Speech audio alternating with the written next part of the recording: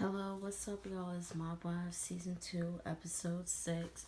Now, I did speak about Karen's party in the last video because, like I said, I'm watching these videos on Hulu. So, if I talk about something that happens in a previous video that happened on a later episode, that's because that's the reason why. But this episode is just played out again. The girls are still beefing. Like I said, in season one, how it was Drita and Carla and Renee and Karen. It's the same thing. You just add Ramona to the mix. She's obviously on Karen's side, and Big Ange is being neutral. She's not trying to get involved in this pettiness crap.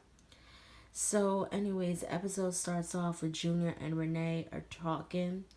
And Renee's just talking about how she wants the girls to get along. And I'm like, okay, that's cool, Renee. But like Junior said, this is one thing I agree with Junior. She is too caught up in trying to get them to work it out and get along when they don't want to do that. You trying to sit two people down who are both hot-headed, who are both heavy, who don't care about resolving it. Just leave it alone. When they both get level-headed and they both calm down and are willing to have a mature conversation, then you can do that. But now we know later down the line, many seasons, Karen and Judah are still not cool. They'll never be cool. And I predicted that. So moving right along, we get to the whole Drita and Aaliyah scene. Like I said, I always like to see it when they're bonding with their kids, but obviously this wasn't a good moment. She's telling Aaliyah that Lee and her are getting divorced. I think it was just scripted.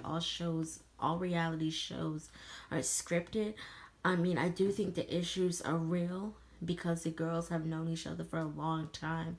But Aaliyah, she was upset about it, but it just seemed very scripted to me because Aaliyah wasn't like that upset as I thought she would be.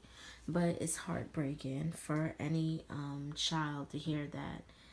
So, like I said, I spoke about the spa party already, so I'm not going into that. And so then we come back to Karen and Ramona. And Karen and Ramona are pretty much discussing how Ramona needs to meet up with Carla. They need to talk about whatever they need to talk about. And, Ramona's saying that how Carla has spoken about her, called her the arch enemy. She says she heard it in two different boroughs. She heard it in Brooklyn and Staten Island, and she just wants to confront Carla and, squash it once and for all.